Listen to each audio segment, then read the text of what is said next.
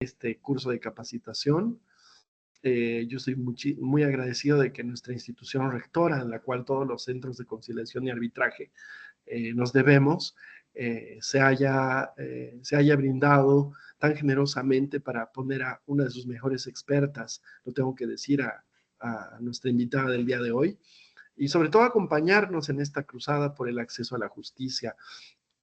Como lo sabe el Ministerio de Justicia, nuestro centro, de los centros en Bolivia, bregamos como instituciones privadas, con todo el esfuerzo, con todo el cariño, para poder volvernos agentes de cambio y dar alternativa a las personas para que la solución de controversias sea amigable, pacífica, respetuosa y que podamos materializar entre todos el acceso a la justicia, que es nuestro objetivo más grande.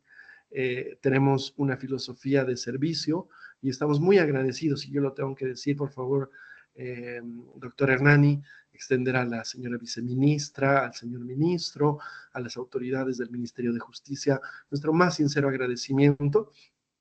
Y yo creo que parte de este reto se ha cumplido hoy día al tener ahorita en nuestra sala más de 100 personas, una convocatoria masiva, y esperamos que esta oportunidad de formación y de interés para los que quieren seguir la carrera de conciliadores y árbitros, pues sea un buen inicio, y los que ya son parte de nuestro centro, seguirse formando, seguir perfeccionándose y seguir luchando por esa cruzada del acceso a la justicia.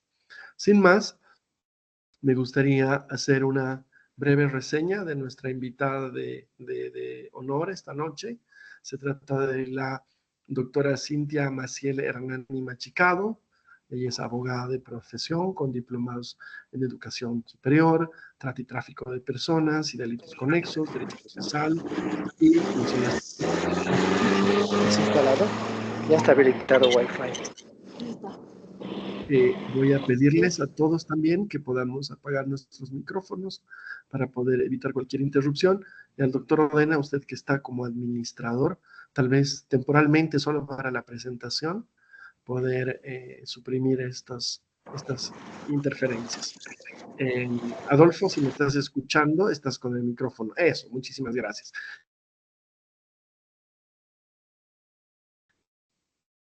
Les pido tener cuidado con este detalle. Pero bueno, dicho esto, queridos colegas, les decía que la doctora Hernani, a quien he tenido el gusto también de conocer en mi práctica profesional cuando yo también era parte del ministerio, tiene justamente esta especialidad en conciliación extrajudicial, género, políticas públicas.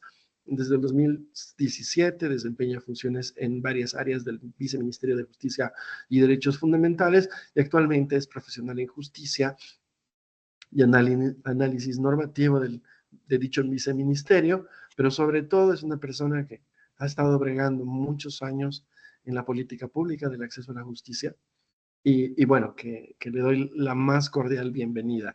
Doctora Hernani, no sé si está ella conectada y nos puede ver. Y se puede mostrar también. Muy buenas noches, muchas gracias por tan linda presentación, querido doctor Franz. Un saludo a todos quienes están conectados en este momento y un agradecimiento a su persona y también al doctor Odena, hacer extensivo el saludo de la señora viceministra también, y el agradecimiento, ¿no?, a este webinar con esta temática tan importante que es la psicología de la conciliación, donde vamos a estar hablando específicamente acerca del rol del conciliador. Gracias, doctor. Excelente. Bueno, entonces ya damos inicio, ¿no, doctor? Sí, por favor, doctora, ya estamos con el tiempo. Siga usted, la palestra es suya y de nuevamente muchísimas gracias. La dejo en su clase. A usted las gracias, querido doctor. Voy a hacer la presentación de unas diapositivas para que podamos ver mucho mejor algunos conceptos que son muy importantes antes de abordar esta temática, ¿no? Como seguramente hay muchas personas que están conectadas ahora que son conciliadores, quizás del Centro de Conciliación Integral o de otros centros, así también deben haber algunos otros estudiantes u otras personas profesionales que quieren conocer acerca de la temática y saber cuál es el alcance que debe tener el conciliador en este rol tan importante. Ser conciliador realmente no es una tarea sencilla. Muchas veces podemos pensar que Ser conciliador es lo más sencillo, hacer sentar a dos personas, a dos partes, y bueno, que dialoguen y que lleguen a una solución. Pues no es así. Seguramente los conciliadores me darán la razón, que es una tarea bastante ardua, difícil lograr que dos partes en conflicto lleguen a una solución, lleguen a un acercamiento pacífico, es bastante complicado. Entonces yo voy a hacer la presentación de unas diapositivas.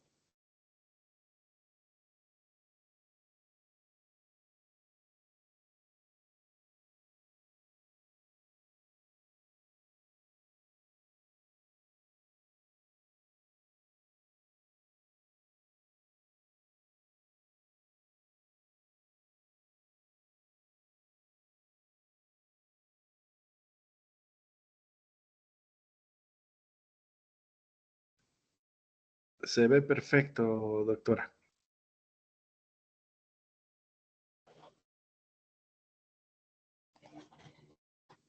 Se ven las diapositivas, ¿no es cierto? 67. Muy bien. Antes de abordar este tema del rol del conciliador propiamente dicho, es necesario señalar algunos conceptos, sobre todo para aquellos que todavía no están inmersos en este campo, ¿no? Y vamos a iniciar diciendo, ¿qué es el conflicto? Un conflicto es una situación en la cual dos o más personas con intereses distintos entran en confrontación, oposición o emprenden acciones mutuamente antagonistas con el objetivo de dañar, eliminar a la parte rival o arrebatarle poder de algún tipo en favor de la propia persona o un grupo. Este conflicto es un fenómeno natural en toda la sociedad, es un hecho social de la vida. ¿Qué significa esto? Que nosotros desde siempre andamos, tenemos arraigado a nuestra personalidad, a nuestro ser, el tema del conflicto. Las disputas son una constante histórica, puesto que han existido en todas las épocas y sociedades a lo largo del tiempo. Debemos saber también qué tipos de conflicto existen, saber diferenciarlos para poder abordarlos en una situación específica, ¿no? Como conciliador, cuando estamos ya ejerciendo esta labor, es necesario saber diferenciar qué tipos de conflicto existen. Podemos hablar de los conflictos intrapersonales, que son los que se experimenta una persona consigo misma, es decir, aquellos conflictos internos que tenemos cada uno de nosotros desde que nos levantamos. Tenemos ciertos conflictos, por ejemplo, como se ve ahí en la diapositiva, una mamá que está trabajando puede verse inmersa en cierto tipo de miles de conflictos internos. Mientras está trabajando, está pensando cómo estarán mis hijos, cómo le está yendo a uno en la universidad, cómo va a resolver este problema, cómo voy a hacer con el tema del dinero, de la economía, que no me alcanza, tengo problemas con mi esposo. Son un montón de conflictos internos que surgen en nuestro interior. Tenemos los conflictos interpersonales, que son los que se experimentan entre dos o más personas, ¿no? Podemos señalar como ejemplo también los más comunes, aquellos que surgen en una relación de pareja, cuando ya hay situaciones de enfrentamiento, malos entendidos, ya sea por temas económicos u otros temas que surgen en la pareja, ¿no es cierto? Las intragrupales, las que pueden presentarse al interior de un grupo, y hablamos de grupos más grandes, dentro de una familia numerosa, dentro de un grupo de amigos, etcétera. Y los intergrupales, que son entre dos o más grupos ya muchísimo más grandes, como son los que experimentamos generalmente acá en La Paz, ¿no? Con el tema de las marchas, los bloqueos, las protestas, o más grandes, las guerras entre las naciones, etc. Asimismo, tenemos que saber identificar qué es un conflicto y un problema. No todo problema es un conflicto. Un problema es un hecho cualquiera en el que no se presentan diferencias en la forma de pensar o de actuar ante una misma situación. Por ejemplo, podemos señalar a un cliente que espera una mercancía, o nosotros mismos que tal vez hemos hecho algún pedido, una mercadería, y esta no llega. ¿Por qué? Porque puede existir algún bloqueo en las carreteras, y esto nos genera un problema. ¿Por qué? Porque al mismo tiempo nos va a generar otro tipo de problemas. Nuestros clientes nos están esperando también que les hagamos la entrega de la mercadería. nos va a generar problemas económicos porque no vamos a tener el pago a tiempo y otros, ¿no? Y el conflicto se da cuando surgen divergencias de opinión, es decir, desacuerdos o choques entre dos o más personas o conceptos. Por ejemplo, cuando no estamos de acuerdo con el precio a pagar por algún producto o servicio. Nosotros tal vez hemos recibido algún consejo de alguna persona que nos ha dicho, lleva tu televisor a hacer arreglar donde esté técnico que te va a cobrar barato, pero llegado el momento no es así, nos cobra más caro y entramos en conflicto con esta persona y le decimos, pero ¿por qué? Si no, a mí me han dicho que me iban a cobrar más barato, no estamos de acuerdo con el precio y ahí está el choque entre estas dos personas, ¿no? Entonces podemos decir que un conflicto siempre tiene dos o más partes, mientras que los problemas no tienen tales partes.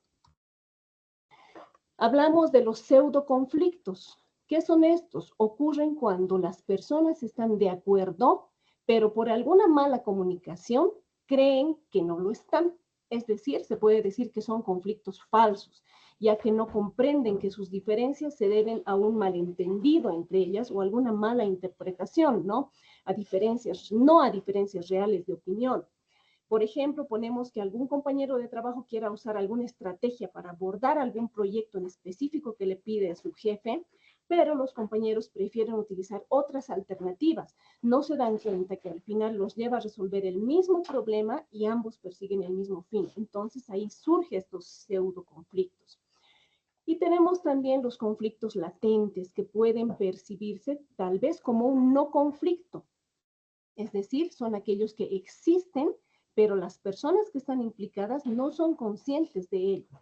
Por ejemplo, una conversación a medias en pareja. Cuando existe una conversación a medias en pareja, por ejemplo, una de ellas le pregunta a la otra, ¿por qué te has sacado una foto? ¿Por qué has salido en alguna foto con tal persona? Y la otra persona, la pareja, le va por otros lados y le dice, no, porque estaba justo ahí, listo.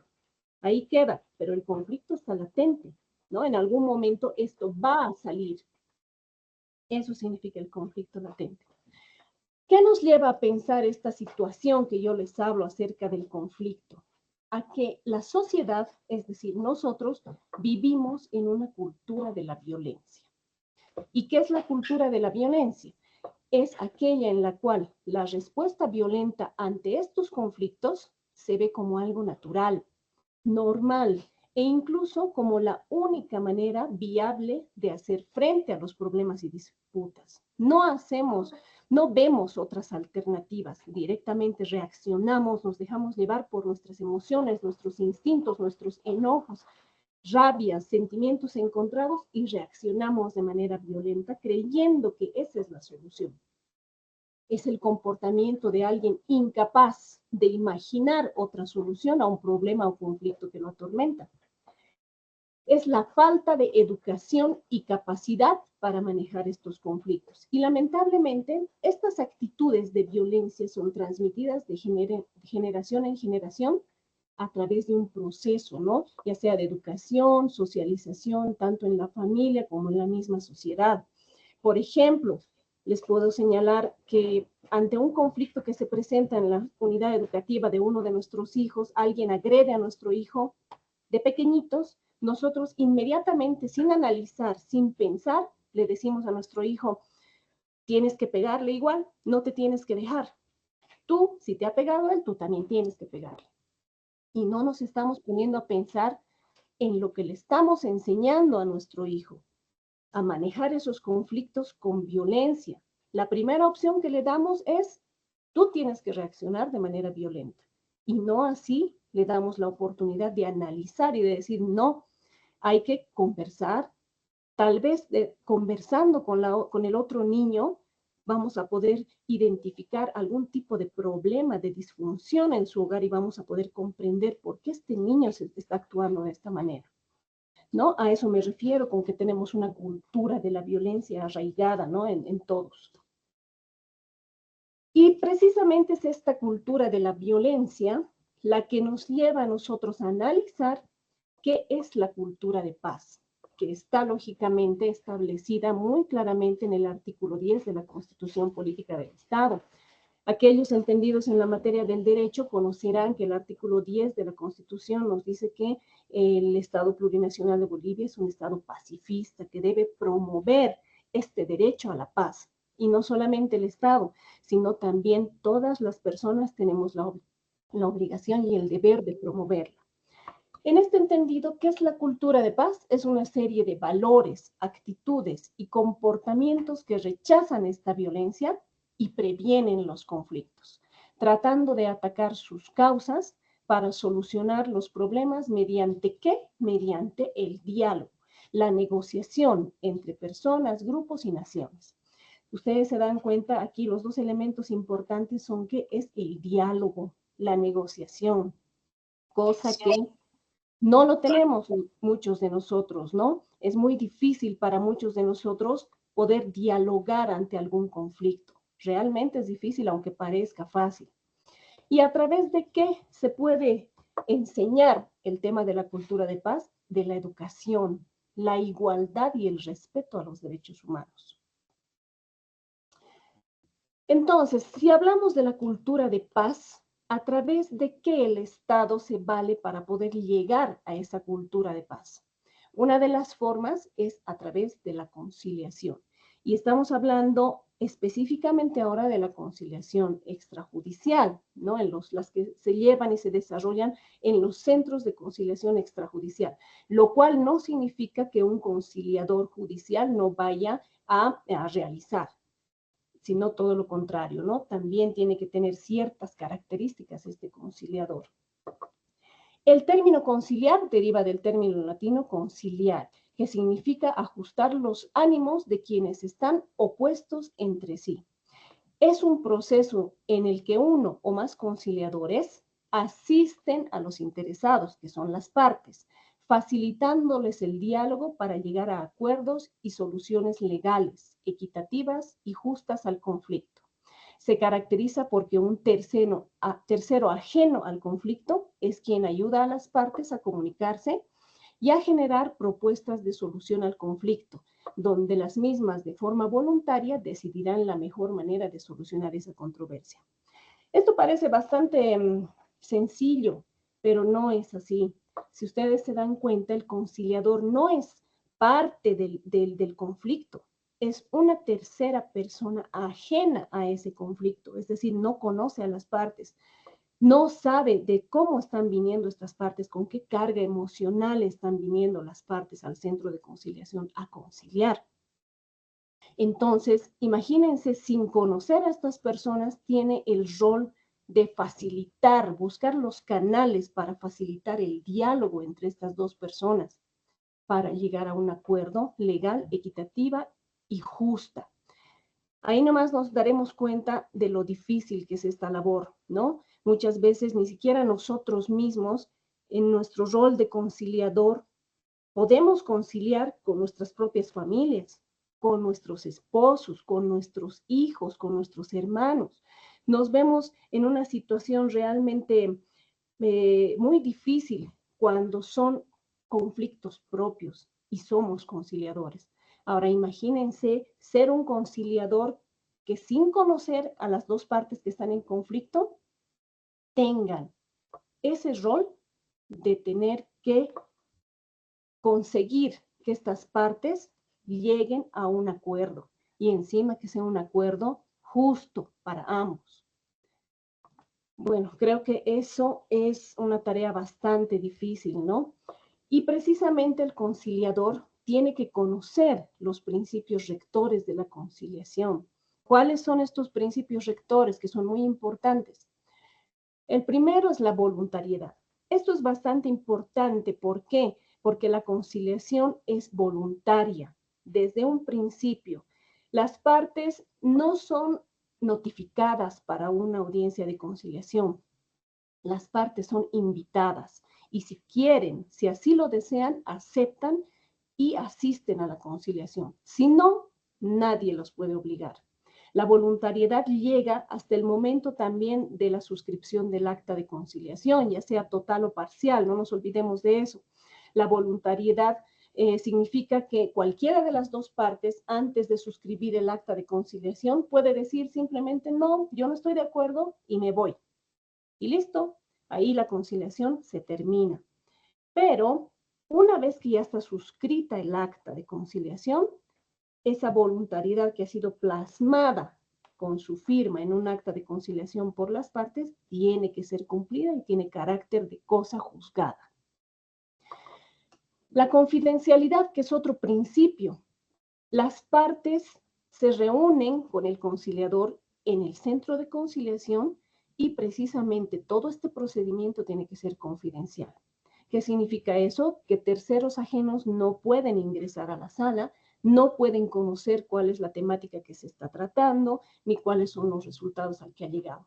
Por esas razones que una vez concluida la conciliación, es que el conciliador agarra, elabora el acta, lee el acta y si las partes están de acuerdo las suscriben y les entrega una copia a cada una y el centro se queda con una. Nada más. Cualquier antecedente que se haya producido, ya sea como pruebas, entre comillas, debe ser devueltas a las partes. Neutralidad. El conciliador debe ser neutral, imparcial. No puede apoyar a ninguna de las partes, no puede hacer suyo el problema de ninguna de las partes. Tiene que tener esa capacidad de ser neutro, imparcial, para no cometer ningún error y para que no en ningún momento se vea en la tentación de favorecer a alguna de ellas. El consentimiento, las partes lógicamente tienen que brindar su consentimiento para poder asistir a la audiencia de conciliación hasta la firma del acta. La oralidad, que es muy importante, ¿no? Las partes se sientan y charlan, conversan, y es el conciliador quien está a cargo de llevar adelante todo ese proceso. La honestidad, el conciliador debe ser honesto y decirles cuáles son las características de la conciliación. No puede en ningún momento faltar a la verdad y decirles, no, usted está obligado y tiene que venir y tiene que firmar. No, tiene que ser muy honesto sobre estas características. La legalidad es también muy importante. ¿Por qué? Porque cualquier acta de conciliación, sea total o sea parcial, que se suscriba, debe estar también bajo el marco legal. Y la equidad. Ahora sí nos vamos a ir con el rol del conciliador en el proceso conciliatorio. Una vez que sabemos todos estos antecedentes sobre qué es la violencia, la cultura de la violencia, la cultura de paz, los principios que rigen la conciliación como tal, ahora ya viene el rol del conciliador en el proceso conciliatorio. El conciliador debe tener ciertas características en su personalidad que puedan hacer que sea una persona apta, idónea para poder ejercer esta labor y lograr ese acercamiento en las partes. ¿Qué es lo que ven las partes cuando ingresan a un centro de conciliación? El iceberg del conflicto. Muchas veces, y en la mayoría de los casos, cuando entran las personas, las partes, al centro de conciliación, vienen ingresando a un juzgado, ¿no? Las partes ven sus derechos, sus propios derechos, ven la culpa, echar la culpa a la otra persona y el ganar-perder. Yo voy a entrar a esta audiencia de conciliación porque tengo el derecho de pedir la asistencia familiar. Esta persona X se ha ido con otra mujer o con otro hombre, me ha dejado con los hijos y yo tengo todo el derecho de exigir que me pague todo. Gana 10,000 bolivianos y me tiene que pagar 8,000 porque yo tengo 2 hijos. Culpa. Él tiene la culpa de que nosotros, mi familia, se haya deshecho o ella tiene la culpa. ¿Por qué? Porque se ha ido con otra persona, me ha dejado con mis hijos, nunca ha sido responsable. Entonces, ganar, perder. Sea como sea, yo le voy a pedir y le voy a hacer que me entregue los 8,000 bolivianos, así tenga que meterlo a la cárcel o meterla a la cárcel. Entran así las partes a las audiencias de conciliación. Pero en contraposición a ello, ¿qué es lo que tiene que ver el conciliador o la conciliadora para poder realizar su rol de una manera efectiva y eficaz? Tiene que tener una visión que le permita ver la reconstrucción positiva de los discursos. ¿Qué significa esto? En el momento del diálogo, cuando una de las partes se refiere a la otra y le dice, este desgraciado me ha dejado y me ha abandonado con los hijos, pues el conciliador no puede repetir de la misma manera. Tiene que saber algunas técnicas y herramientas de la conciliación para poder realizar una reconstrucción positiva de ese discurso que está señalando una de las partes. Podría decir, bueno, aquí la señora refiere que usted habría hecho abandono del hogar y de sus hijos y que tal vez no ha cubierto los gastos, las necesidades de ellos, ¿no? Entonces, saber parafrasear esa posición, tiene que saber cambiar esas palabras, ¿no? Para que no se vuelva una pelea entre tres personas, sino facilitar el diálogo. Tiene que saber ver el conciliador el lenguaje no verbal de las personas también. Imagínense en una situación de violencia, donde una de las partes violente a la otra, y en la audiencia de conciliación, esa parte violentada se quede calladita, con la mirada baja, no hable, acepte todo lo que dice la otra parte. Este es un lenguaje no verbal, y mientras tanto la otra parte con la mirada le asuste y ejerza una presión psicológica. Ese lenguaje no verbal también el conciliador tiene que ser capaz de percibir. ¿Y esto por qué? Porque existe dentro de la conciliación la posibilidad de reunir a las partes y de reunirlas por separado. Es decir, cuando se ve esta situación, el conciliador puede acudir al caucus, es decir, a las entrevistas por separado de ambas partes. Y en estas entrevistas por separado va a tener la posibilidad del conciliador a través de las herramientas de la conciliación de conseguir que la otra persona se abra, de que exprese sus emociones, exprese cuál es la realidad de su situación, qué es lo que siente por la otra persona, qué es lo que realmente le ha llevado a acudir a una conciliación, ¿no? Incluso ahí se podría hasta detectar algunos signos de violencia. El desahogo, la catarsis. ¿Qué significa esto? Que el conciliador debe saber escuchar, darles el tiempo a cada una de las partes para que éstas puedan realizar este desahogo. Muchas veces las partes van diciendo, estoy viniendo por la asistencia familiar. Sin embargo, después de la catarsis, de realizado el desahogo, el conciliador se da cuenta que la verdadera razón no es simplemente el hecho de la asistencia, sino es aquel daño emocional que habría sufrido la parte porque se ha visto engañada, se ha visto, bajoneada en sus sentimientos, no valorada, ¿no? Mientras una de las partes da y da y da, la otra no le ha valorado, no la ha querido. Es más, la ha pisoteado en sus valores. Entonces, esa es la verdadera razón muchas veces por las cuales acuden. Y la asistencia familiar es lo secundario, que ya después del desahogo de la catarsis, ya pueden ellos poder ponerse de acuerdo mejor sobre la asistencia familiar. Tenemos los canales de comunicación. El conciliador tiene que saber generar esos canales de comunicación entre estas partes que están tan enfrentadas emocionalmente, ¿no? No le va a decir a la otra persona, ¿y tú por qué no le has pagado la asistencia familiar? ¿Y tú por qué te has ido con la otra persona? ¿Por qué te has portado como un desgraciado o como una desgraciada? No puede hacer eso, porque ahí lo único que va a conseguir el conciliador es mayor enfrentamiento entre las partes, ¿no? Y tiene que tener la posibilidad, la habilidad de hacer ver a ambas personas que la conciliación les va a brindar ganancias mutuas, ¿no? Es decir, si ustedes concilian en esta oportunidad, llegan a conciliar, ambas van a ganar. No va a ser ganar, perder, sino va a ser ganar, ganar, porque ambos van a dialogar y van a dar posibilidades de solución de acuerdo a sus oportunidades, de acuerdo a sus posibilidades. ¿Y qué es lo que busca con todo esto? Es dar posibilidades de solución a este conflicto. Es decir, llegar a un ganar entre las partes.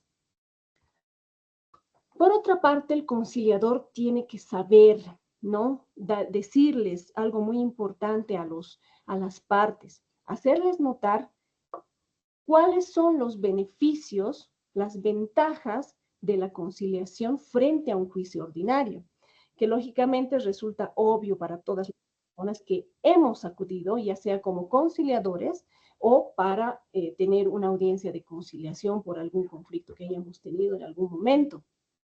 Por ejemplo, si tenemos un conflicto, si las personas van por un conflicto de carácter patrimonial, económico, deudas, incumplimiento de contrato o la misma asistencia familiar, en un juicio ordinario fácil nos va a durar de 3 a 8 años, dependiendo de la situación, y suena muy feo decirlo, pero dependiendo también de cuánta muñeca tenga el abogado que le está patrocinando a una de las partes, de cuán chicanero sea el abogado, cuán capo sea el abogado, o bueno, no sé cómo queramos llamarlo, ¿no? Frente a un proceso de conciliación que va a durar, cuanto mucho, unos 2 meses, ¿no? Unas 3 audiencias de conciliación y las partes, con estas técnicas y habilidades del conciliador, se van a tener que dar cuenta de estas ventajas y de estos beneficios y van a decir lógicamente sí.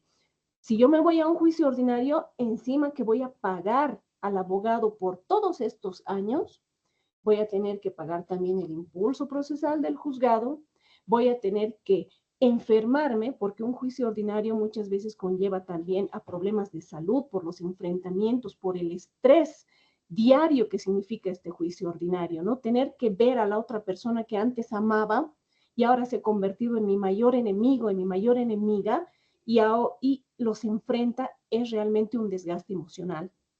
Yo he visto muchas partes en las cuales incluso una de ellas llega a fallecer, llega a morir y su juicio sigue, no ha terminado. ¿Y por qué? Porque el estrés le ha afectado la salud. Y si en todo caso llegan a una sentencia, ¿qué es lo que pasa? Que salen de los juzgados, terminan el proceso y son 2 enemigos a muerte. Y aún terminado el proceso, pues ellos tienen que ver la manera de hacerse daño. ¿Por qué? Porque este me ha metido a la cárcel, este ha ganado cuando no debería haber ganado. Es decir, en un juicio ordinario, generalmente una de las partes sale insatisfecha, ¿no es cierto? Porque es ganar, perder. En cambio, con la conciliación, muchas veces se llega a restaurar inclusive estas relaciones emocionales, porque cada persona, cada una de ellas, se llega a dar cuenta de la situación y asume también sus responsabilidades y dice, sí, efectivamente yo he sido responsable, yo no le he pagado, efectivamente yo he tenido la culpa porque la he abandonado, lo he abandonado, así son mis hijos y los he dejado. Me ha prestado con todo sacrificio y no he pagado. Entonces, esa es una de las ventajas de la conciliación y el conciliador tiene que saber mostrar esta situación. El conciliador también necesita tener conocimiento jurídico de la materia en la cual está conciliando. No vaya a ser que vayan a firmar una acta de conciliación que esté fuera del marco legal. No puede ser, ¿no? Yo te voy a dar 200 bolivianos por los 3 hijos. Y la otra persona o la otra parte diga, ya, con tal de no perder, de no recibir nada, diga, ya, está bien, y firmo el acta. No puede ser, ¿no es cierto? Entonces, tiene que tener también el conocimiento jurídico básico mínimamente para que esta acta, en su momento, en caso de incumplimiento, sea ejecutable, ¿no? Ya sea en materia civil, familiar, comercial, etcétera, ¿no? Tiene que tener capacidades de negociación, habilidades de comunicación, este conciliador. No puede ser el conciliador una persona que dentro de la conciliación esté malhumorada, les esté mirando mal a las partes y les diga, ya, yo soy el conciliador, siéntense, concilien. Y si no concilien, muy bien, se van a juicio. No se puede hacer eso. El conciliador tiene que tener habilidades de comunicación. Tendrá que dejar sus problemas personales muy afuera, respirar profundo y enfocarse en el momento en el que está con las partes para no estropear esta relación, mucho más de lo que posiblemente ya está. Y ahí entran también las capacidades de negociación. El proceso de conciliación. Dentro del proceso de conciliación está la preparación de la conciliación. Es decir, el conciliador tiene que ver la vía de entrada. Desde que las partes son bienvenidas al centro de conciliación, es bastante importante. Porque si las partes entran y no hay alguien que los esté esperando, no saben dónde dirigirse, ya de por sí la conciliación pierde. Una de las partes dirá, aquí, ¿quién me ha traído aquí a este centro que ni siquiera sé que es un centro de conciliación? Nadie me está explicando nada, no, andate, chao, yo me voy. Tendrá que haber una persona que la esté esperando, los esté esperando y les recibe, les diga con toda cortesía, ¿no? Muy buenos días, muy buenas tardes, soy fulana de tal, soy la conciliadora del centro de conciliación, he sido asignada para poder facilitarles y ayudarles a resolver su problema. Por favor, pasen y hacerles ingresar de una manera muy cordial, ofrecerles un vaso de agua, hacer que estas personas ambas se sientan en confianza, tanto de ingresar al centro de conciliación como para hablar de sus problemas personales. El conciliador tendrá que haber hecho un análisis del caso previo. No puede entrar el conciliador a la audiencia de conciliación sin saber de qué tema va a tratar, ¿no es cierto? Por algo, mucho antes ya ha conocido las generalidades de la situación, del conflicto, y tendrá que haber estudiado. Ya, esta conciliación que voy a llevar a cabo dentro de un día, de 2 días, había sido de una asistencia familiar. El hombre el papá se había retirado, se había ido de la casa, dejando a sus 3 hijos. Él trabaja, gana muy bien. La esposa lamentablemente no percibe ninguna remuneración y ha quedado también en una situación económica difícil y al cargo de los 3 hijos. Sin embargo, él tiene un trabajo temporal, es por contrato, ya va a cumplir su contrato. La señora también ya está queriendo emprender algún tipo de... Tendrá que conocer cuál es la situación hasta de los hijos, ¿no? Decir, el hijo mayor tiene 20 años, el hijo menor tiene 10 y el pequeñito de 1 año. Entonces, ¿cuáles son las necesidades que está pidiendo asistencia familiar? Hacer un análisis del caso. ¿Para qué? Para no meter la pata tampoco cuando esté, ¿no?, dentro de la conciliación. Y la preparación en sala, lo que les decía, ¿no? Esperarlos, recibirlos de una buena manera, con cortesía y demás a las partes. Y tener siempre preparado una botellita, un vasito de agua. ¿Por qué? Porque en muchas ocasiones cuando están en el tema de la catarsis, del desahogo, es donde muchas personas requieren de un vasito de agua para poder calmarse. No se le puede decir, a ver señora, cálmese, a ver señor, usted cálmese, a ver es hombre, pues cálmese, no tiene por qué llorar. No, hay que saber tener tino para poder ver estas situaciones y manejarlas de una manera correcta. Después está la presentación y el monólogo, que es muy importante, ¿no? El conciliador tiene que decirles, expresarle quiénes somos. Nosotros somos el centro de conciliación, integrarse y estamos aquí para poder colaborarlos a solucionar su problema. Y tiene que mencionar cuáles son las reglas del juego. Esto es muy importante. ¿Por qué? Porque las personas, las partes que acuden al centro de conciliación, desde un inicio tienen que saber cuáles son las reglas del juego. Es decir, no se va a permitir faltas al respeto, gritos, insultos. No se va a permitir que una de las partes se levante de golpe y abandone. Tendrán que mostrar compostura, tendrán que mostrar respeto, porque en cualquiera de estos casos la audiencia se va a suspender. Y también tendrán que saber que si es que no logran la comunicación estando juntas ambas partes, ya sea por temas de violencia, por temas de sometimiento o por temas simplemente de que el carácter de una de las partes es así, es orgulloso y no sabe hablar y expresar, entonces se podrá acudir al caucus. Las partes tienen que conocer. Y una vez que las partes conocen esta situación, dirán, sí, acepto, vamos y sigamos con la conciliación. O en todo caso dirán, no, yo no estoy de acuerdo y listo. Por el tema de la voluntariedad no se les puede obligar. Tenemos que también ver el tema del cuéntame y cuéntese, lo que les hablaba, ¿no? El desahogo, las partes para poder expresarse. Realmente tienen y necesitan muchas veces un desahogo. Es como cuando le decimos a una de nuestras amigas o a uno de nuestros amigos, ¿no? Te veo mal, ¿qué te ha pasado? Contame.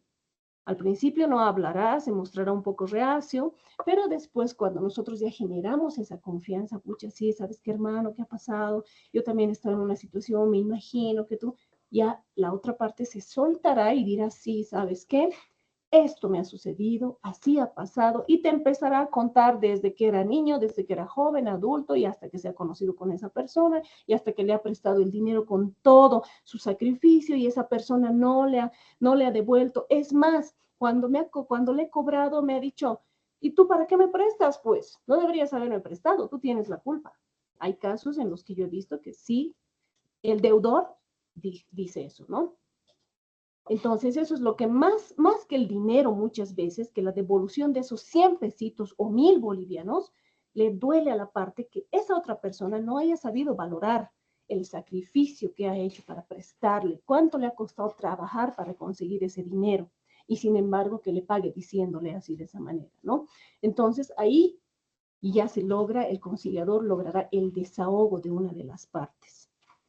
Y lo interesante de esta situación, cuando ocurre el desahogo, cuando están ambas partes en la conciliación, es que ya empiezan a ver la situación de diferente forma. Muchas veces las mismas partes no pueden comunicarse, no se comunican, cada uno está pensando en sus propios intereses, en sus propias posiciones, que no logra ver cómo se siente la otra persona. No hay empatía. Y cuando ya están en el tema del desahogo, ahí recién escuchando cómo se siente la otra persona, es que una de las partes dice, sí, realmente yo he tenido la culpa porque yo le he dicho esto y no debería haber actuado de esta manera. Y mostrará un poco de humildad, bajará un poco los aires y escuchará, sentirá empatía por la otra persona, hacer mío tu problema, ¿no? Una forma empática de hacer, de ver esta situación. Y eso es lo que pasa en el desahogo. Es por eso que el conciliador tiene que ser lo bastante hábil y paciente para poder escuchar a la otra parte. Además, que así va a poder detectar cuáles son realmente las posiciones y los intereses. Compartir puntos de vista sobre el pasado, justamente lo que les indicaba, ¿no? El tema del desahogo, que muchas veces cuentan qué es lo que ha pasado desde antes y, bueno, a nosotros no, tal vez al conciliador dirá muchas veces, escucha, esto no viene al caso, pero sí, sí viene al caso, porque una cosa lleva a la otra y a veces un pequeño detalle es el desencadenante para el conflicto que se ha suscitado entre las partes. Tenemos la aclaración del problema, ¿no? El conciliador tiene que tener una agenda de los temas que va a tratar. No puede ser todo un desorden su conciliación, ¿no? Ahora vas a hablar tú de la asistencia familiar, ahora tú contame sobre los hijos, ahora tú contame sobre esto. No, tiene que tener una agenda, una secuencia, ¿no? ¿Qué es lo que va a preguntar? ¿Cómo puede abordar la situación ante una situación inesperada? Para eso es que el conciliador ha conocido previamente el caso.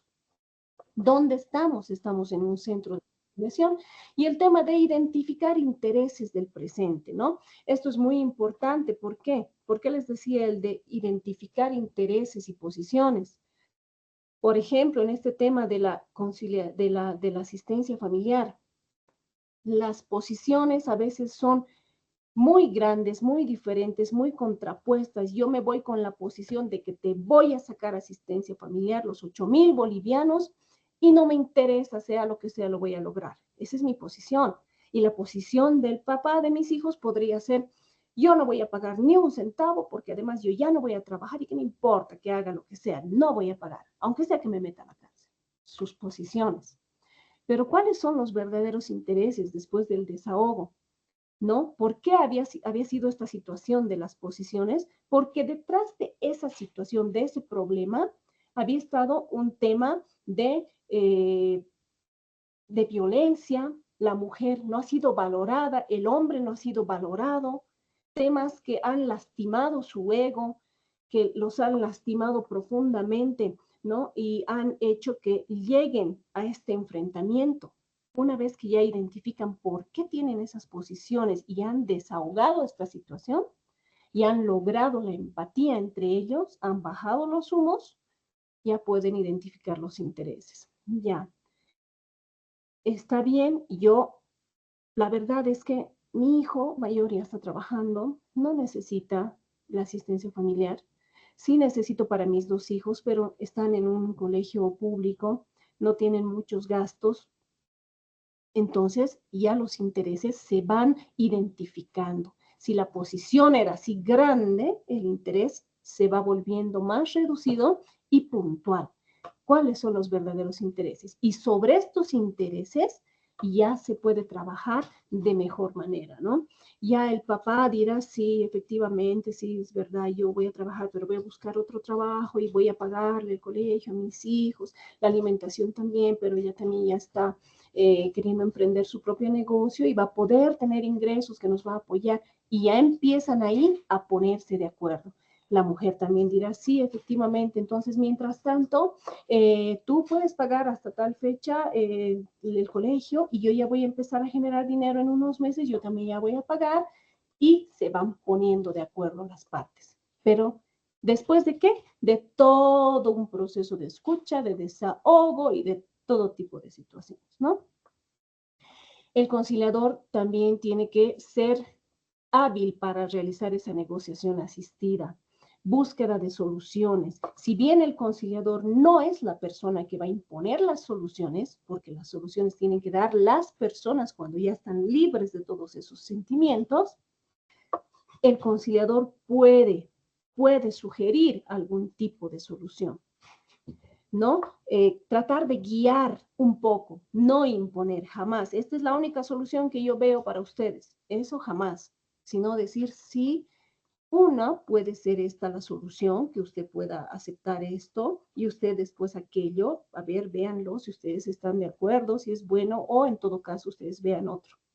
¿Cómo salimos del problema? ¿Qué podemos hacer?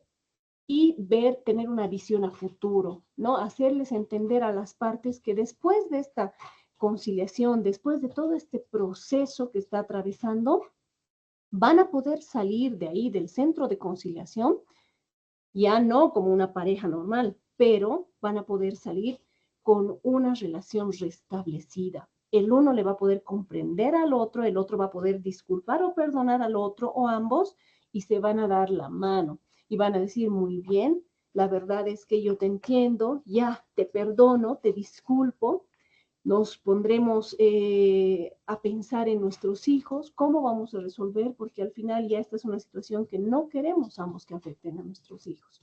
Nos daremos la mano y va a ser una relación sana, saludable, como todos quisiéramos que sea, ¿no? Que los hijos no tengan que vivir en de violencia, enfrentamientos, y encima hacer la pelotita que va de acá para allá, ¿no? Que tú dile a tu padre, que tú dile a tu madre. Eso es lo que muchas veces no lo vemos, pero a través de la conciliación lo podemos conseguir. Y en el acuerdo, la vía de salida, es decir, el acta, la suscripción del acta de conciliación, sea total o parcial, el conciliador. ¿Quién hace el acta? Es el conciliador. ¿Dónde? En el momento preciso de la conciliación. El conciliador no puede agarrar y decir, muy bien, ya se han puesto de acuerdo, pasen mañana por su acta. Imposible. En el momento, cuando ya se están poniendo de acuerdo las partes, muy bien, suscribimos el acta, redacta, lee el acta para las partes, tal vez modificar algunos pequeños puntos, y en ese momento es que se suscribe el acta de conciliación. Firman ambas partes y firma el conciliador, ¿no? ¿Dónde? En el mismo momento. Entonces, esos son los pasos que tiene que seguir el conciliador dentro de este proceso de conciliación. ¿Cuáles son otras cualidades que debe tener el conciliador, no? Este es un profesional que posee y desarrolla las siguientes cualidades. tiene que ser un oyente activo y con talento para escuchar. Ya lo habíamos dicho anteriormente, ¿no? No puede apresurar a las personas, decirles, ya, no tengo tiempo, por favor, ya va a ser las 12 del mediodía, se apuran y concilian, y si no, bueno, lo dejamos para otra. Ahí ya se ha roto completamente las ganas que tenían las partes para conciliar. Si es necesario quedarse un poco más, pues tendrá que quedarse y tendrá que programar sus tiempos y sus espacios para poder brindar este servicio de calidad a las personas. Tiene que mostrar credibilidad y confiabilidad. No puede ser una persona que diga, no, este centro, si no pueden conciliar en nuestro centro, pues pueden irse a otro. Ahí las personas dicen, pero ¿y entonces este centro sirve o no sirve? ¿Tiene la personal capacitado o no tiene? Pucha, mejor nos vamos, porque si no es en este centro, es en cualquier otro, mejor en ninguno. Tiene que tener paciencia, flexibilidad e inteligencia. Lo que decíamos, la paciencia para escuchar ambas partes, flexibilidad para poder poner también sus horarios de acuerdo a lo que las partes pidan. Muchas veces las mismas partes son las que dicen, muy bien, nosotros quisiéramos quedar en un cuarto intermedio porque quisiéramos pensar este aspecto. Muy bien, el conciliador no puede decir, no, me firman ahorita o no hay nada. No, tiene que decir sí. Muy bien, entonces vamos a programar una segunda audiencia para tal fecha, lo más antes posible para que las ganas de conciliar no se pierdan, ¿no?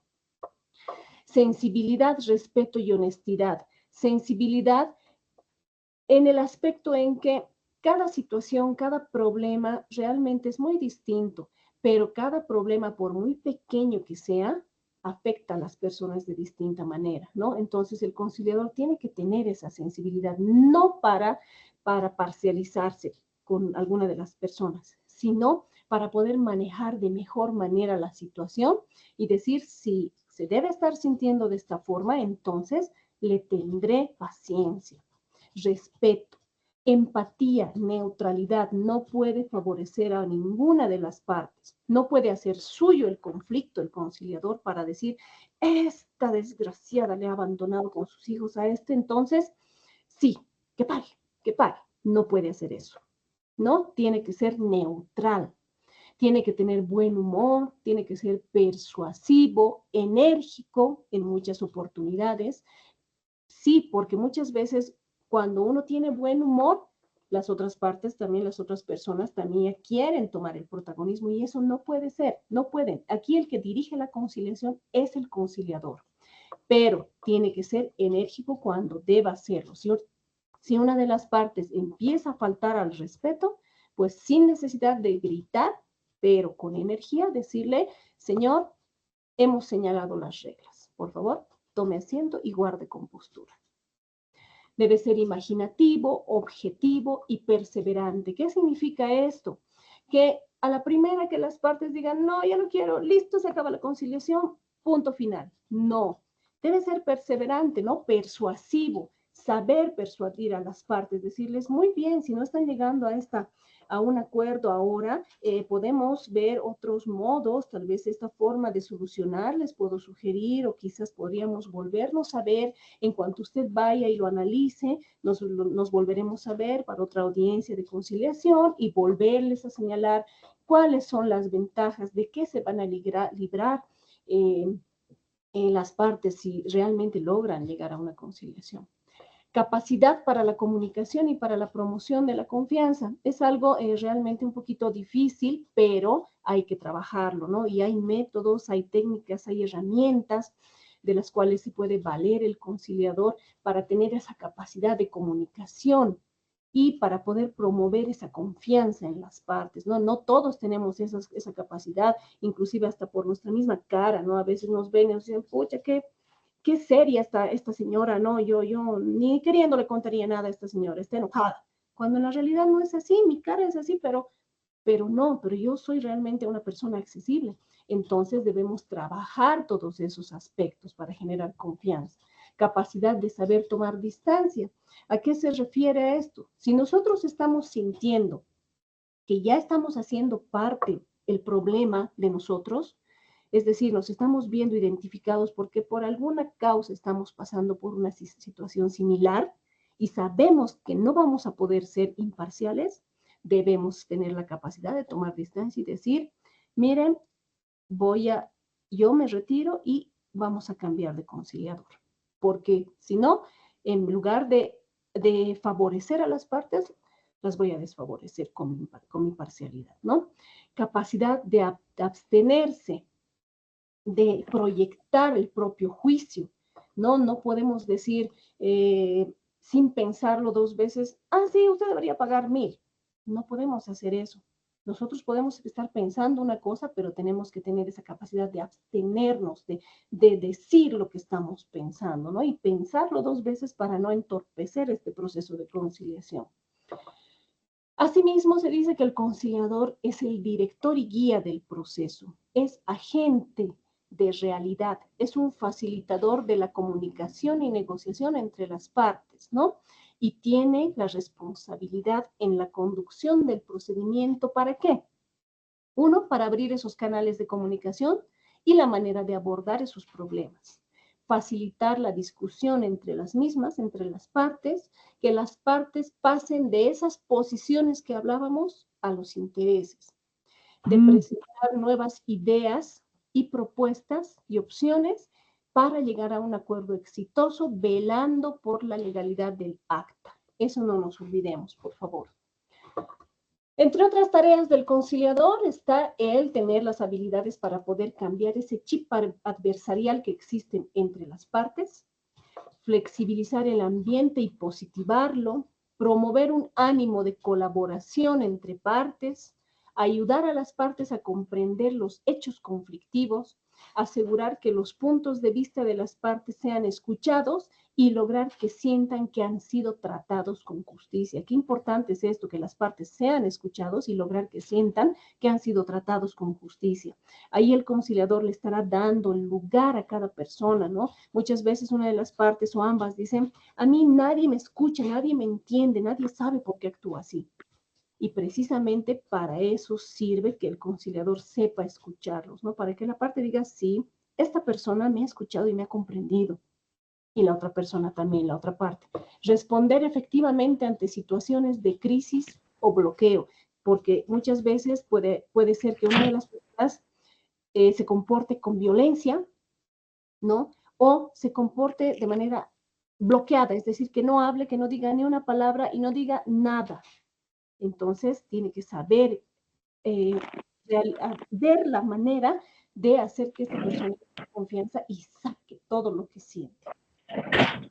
Transmitir serenidad y esperanza, capacidad de aportar y generar nuevas ideas, promover la voluntad de resolver, revertir actitudes o comportamientos negativos que impiden el acuerdo, facilitar el reconocimiento entre partes, equilibrar el poder, ayudar a las partes a mirar hacia el futuro, lo que decíamos, destacar la necesidad de equidad para que el proceso funcione y ser guardián del proceso, ¿no? ¿Y cuáles son las cosas que el conciliador debe evitar? Que es muy importante. Dejarse colonizar con el relato de una de las partes, ¿no? Decíamos ser imparcial. No podemos hacer nuestro el problema de las partes. Forzar el proceso y no respetar la voluntariedad de las partes. En ningún momento, por más que ya estemos viendo que estamos llegando, estamos emocionados porque vamos a lograr que las partes firmen el acuerdo, y una de ellas dice al momento de estar firmando, no quiero. No tenemos que dejar llevarnos por esa nuestra impotencia, ¿no? De decir, miércoles, no ha firmado el acta, entonces, si usted no firma, entonces aquí no va a salir si usted no firma el acta. No podemos hacer eso. Se respeta la voluntariedad de las partes hasta en ese momento. Dar un trato desequilibrado a las partes, presionarlas o engañarlas para que firmen el acta. Eso jamás. Criticar a las partes o discutir sus puntos de vista. Cuando nos están contando y diciendo qué es lo que ha pasado, decirles, pucha, pero ¿cómo vas a hacer eso? ¡Qué barbaridad! ¿No te da vergüenza? Jamás. Realizar un bombardeo de preguntas tipo interrogatorio, ¿no? Como si estuviesen en una confesión. No. Decirle, a ver, ¿y tú por qué has hecho esto? ¿Y qué ha sido? ¿Qué has hecho en tal fecha? ¿Dice tu esposa que en tal fecha con otra persona? No, jamás. Tomar decisiones por las partes sin consultarles o creer que conocen la solución. Eso es imposible porque son las partes quienes toman las decisiones en todo momento. Y hablar mucho y ser el centro de atención. Quienes hablan son las partes. El conciliador tiene que abstenerse a realizar los comentarios adecuados para lograr esa comunicación entre ellas, ¿no? No ser el centro de atención y aburrirlas a las partes. ¿Y qué pasa cuando ya el conciliador aprende toda esta situación? El conciliador en muchos casos logra la reconstrucción de relaciones, que esto es muy importante y muy lindo también. Ver que dos personas que han entrado como enemigos a una audiencia de conciliación, después de todo este proceso salen y se sonríen, se saludan y logran llevar una vida en paz, ¿no? ¿Por qué? Porque detrás de cada persona hay niños, hay hijos que podían haber sido los que sufran estas consecuencias de estas disfunciones entre estas personas. Bueno, creo que me he pasado un poco del tiempo que me han dado. Yo que les quiero agradecer por la atención y no sé si tienen alguna consulta tal vez para poder realizar. Doctor Odena.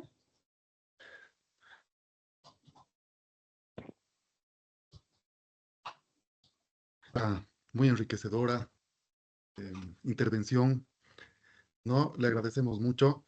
Quería cerrar simplemente, antes de pasar a la ronda de preguntas, con unas pequeñas palabras, ¿no? Diciendo que la conciliación pues, ha demostrado hoy en día ser una herramienta muy eficaz en todo tipo de conflictos, desde los más simples hasta los más complejos, ¿no? Involucrando tanto a personas como empresas, organizaciones también. Entonces, la versatilidad de esta conciliación la convierte en un mecanismo muy accesible para todas las esferas, estratos sociales, brindando así soluciones rápidas, económicas y justas. Es así que a través de la conciliación, las partes son las protagonistas, como usted dice, de esta solución del problema, sin tener que recurrir a largos, a costosos procedimientos judiciales. Entonces, en este sentido, el conciliador es una clave de este proceso, ¿no?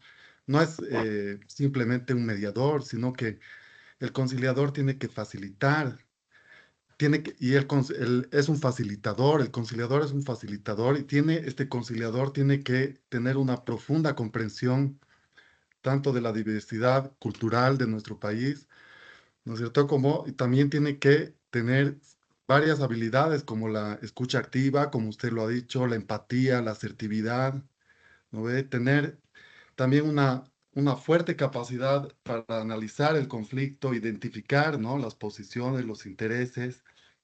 Entonces, estas competencias no solo van a permitir solucionar problemas, disputas, sino que también van a dar lugar a promover nuevos acuerdos que fomenten la paz y el entendimiento mutuo entre todas las partes, ¿no? Entonces, bueno, al fortalecer y difundir estos mecanismos, pues el Ministerio de Justicia y los centros de conciliación y arbitraje estamos construyendo, junto con todos los invitados que están acá presentes, agradecerles, estamos tratando de construir una justicia más inclusiva, más eficaz, más accesible para todos. Y esta es una misión que nos involucra a todos, ¿no? A todos los participantes que han ingresado son responsables de esta importante misión, igual que nosotros. Así que agradecerle por estas palabras y vamos a dar paso a la ronda de preguntas para aprovechar la participación de la doctora Hernani, por favor. Muchas gracias. Así que aquí alguna pregunta, el señor Alcides. Vamos Muy a... buena, gracias, doctor. Muy buenas noches, doctor. Muy buenas noches, doctorita. Cintia, una consulta. En el aspecto que usted ha tomado en cuenta de los principios rectores de la conciliación, creo que no se ha contemplado el tema del principio de la gratuidad, siendo que mi persona trabaja en temas de área rural. Y bueno, lamentablemente vemos que los conciliadores de juzgados, si vale el término, antes de interponer cualquier acción, vamos a una etapa de conciliación. Vemos por conveniente que si bien el conciliador trata de coadyuvar a una solución como herramienta hacia la persona, pero dentro de ambos, por ejemplo, en un conflicto de intereses sobre una propiedad del lugar, se requiere directamente un equipo multidisciplinario como ser topógrafos o ingenieros para poder determinar el conflicto dentro del área, para poder saber cuál es el origen del problema de delimitación. Ejemplo, doctora, en el cual el conciliador, pienso que directamente ha realizado de oficio a la escuela de topógrafos para que se digne un perito, pero sin embargo en los cálculos que se realiza a veces es irrisorio solicitar este medio. ¿Por qué? Porque los medios que se realizan ante una escuela de topógrafo existe dentro de su arancel un alto valor a poder realizar ese trabajo. Entonces, en el principio de gratuidad no siempre se cumple y genera directamente disconformidad, no llega al punto que se pueda solucionar en primera instancia, doctora, es una limitancia. En esos aspectos, ¿qué podemos tomar en cuenta como mecanismos? Tal vez yo he pensado de manera muy particular crear un equipo o alianzas directamente con esas mismas instituciones, pero sin embargo que sean de un menor costo para que se pueda solucionar, porque a veces indican las mismas partes, no sirve si yo me he comprado un lote de terreno por unos 5.000 bolivianos y ahora que tenga para poder delimitar mi predio con otra persona, tenga que pagar, digamos, la suma de 3.000 bolivianos para la inspección y tienen que pagar de manera conjunta y a veces carecen de recursos económicos, doctora. ¿Cuál sería el punto para poder solucionar ese tipo de problemas, ¿no?, interiores que pasa, digamos, dentro de los conciliadores? Gracias, doctora. Bueno, sí, es verdad, ¿no? Este es un tema bastante complicado, realmente, ¿no? Porque muchas veces, como usted dice, las partes carecen de recursos económicos y el tema de la gratuidad lamentablemente no alcanza estos aspectos dentro de los procesos judiciales como tal, ¿no?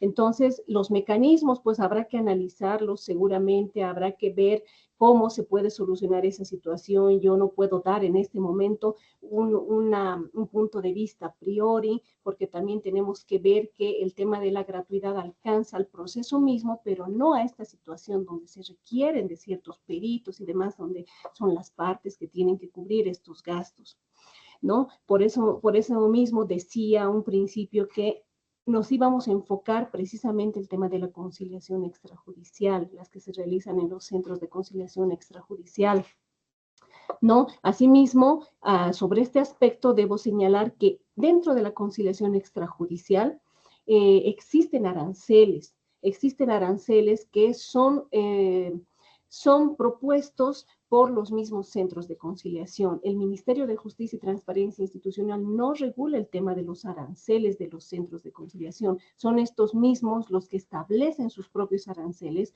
pero lógicamente teniendo en cuenta el carácter de accesibilidad a las personas con bajos recursos, ¿no? Para esto se ha dado la conciliación extrajudicial.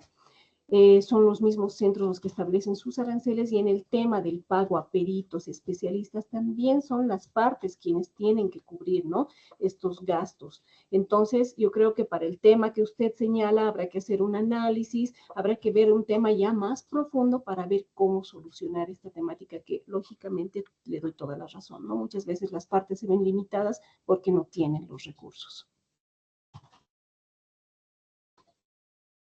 Muchísimas gracias. Por favor, Raúl Salta, vamos a dar una preguntita. Tenía aquí el abogado Raúl Salta, por favor. Buenas noches, Raúl, miembro del Centro Integrarse también. Es con- Buenas noches, doctor Odena. Buenas noches.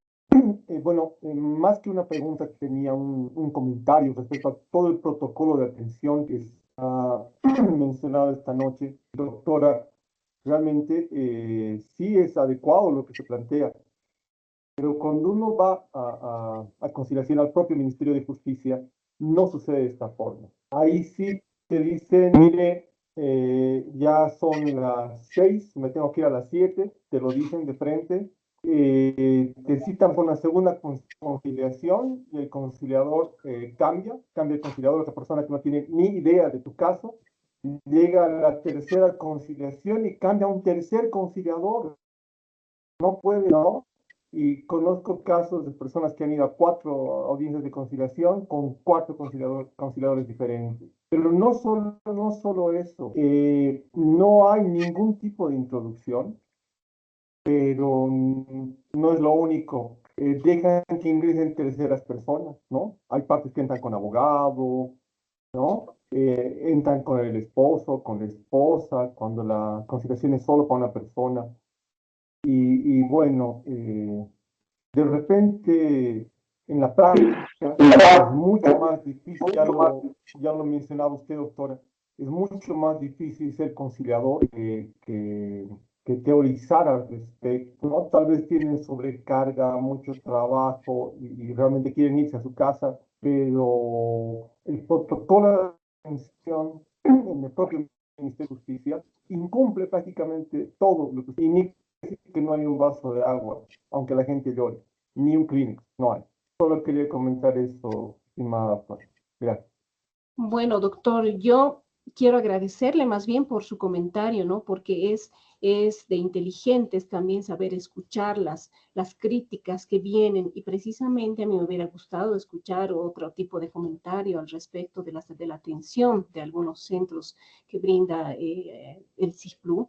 Sin embargo, valga su recomendación y su comentario, yo le agradezco para que nosotros podamos ver también esta situación, ¿no? Muchas veces no podemos estar siempre a la expectativa de todos los servicios que se brindan y de la forma. Y como usted dice, muchas veces la carga procesal, la carga de las solicitudes, los horarios y demás, también son una situación bastante difícil y complicada para muchos servidores públicos.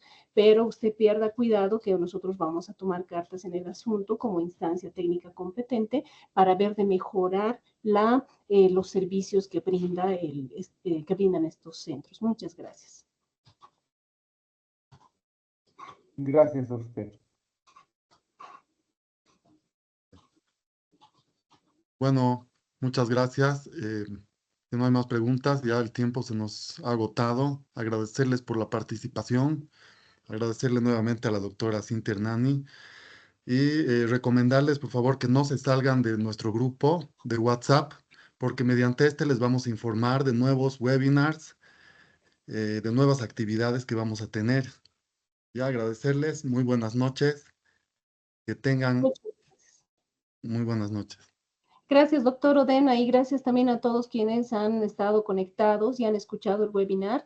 El Ministerio de Justicia está siempre presto para poder escuchar todas sus opiniones, todos sus comentarios y poder coadyuvar con estas actividades de socialización y promoción de la conciliación extrajudicial, ¿no? Como un medio alternativo a la de resolución de controversias. Hasta otra oportunidad, querido doctor. Buenas noches. Muy buenas noches, gracias.